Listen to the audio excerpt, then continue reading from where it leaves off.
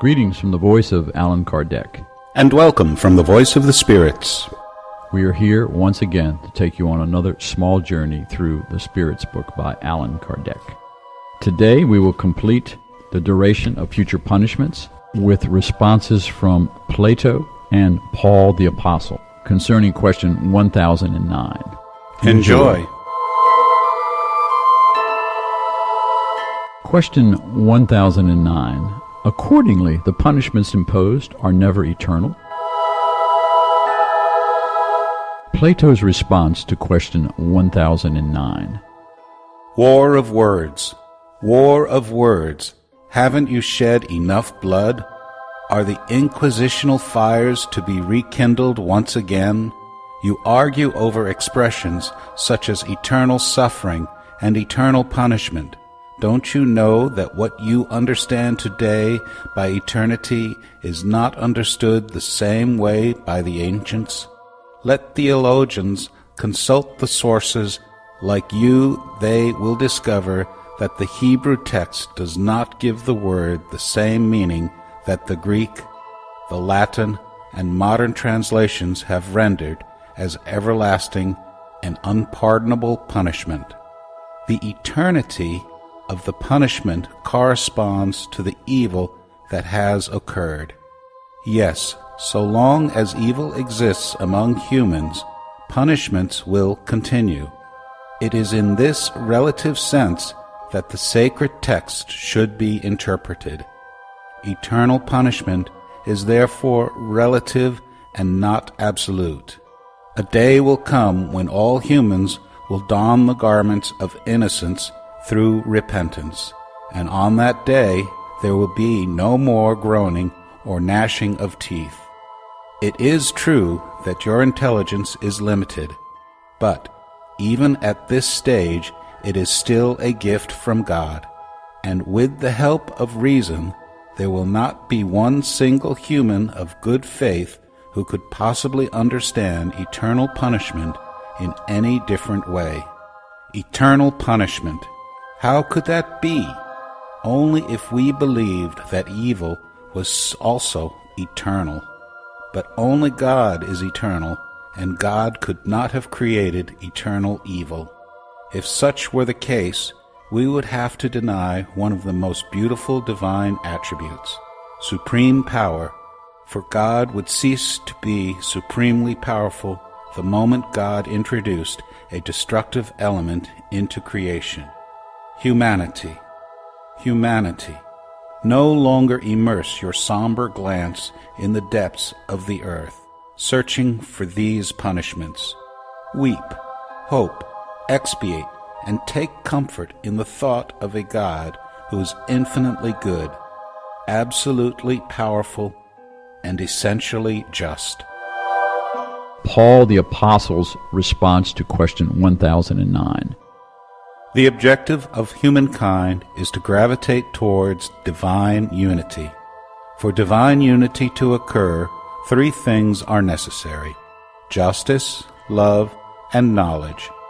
There are three things that are contrary to and oppose this unity: ignorance, hatred, and injustice.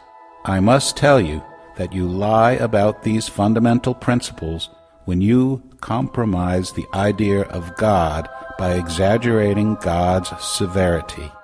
Furthermore, you doubly compromise it when you allow the spirit of the creature to think that the creature itself possesses more clemency, gentleness, love, and true justice than you attribute to the infinite being. You destroy the very idea of hell by rendering it ridiculous and unacceptable to your minds as the horrendous spectacle of the executions, the burnings at the stake, and the tortures of the Middle Ages as to your hearts. How can the idea of hell be sustained at a time when blind reprisals have been banished from human laws? Believe me, brothers and sisters, in God and in Jesus Christ. Believe me, and either resign yourselves to letting all the dogmas you hold to be unalterable perish in your hands, or breathe new life into them by opening them up to the benevolent explanations good spirits are now giving concerning them. The idea of a hell with its glowing furnaces and boiling cauldrons might be tolerated or admissible in a mythological age. In the 19th century, however, it is nothing more than an empty phantom that only serves to frighten little children, who will no longer believe in it once they have grown up.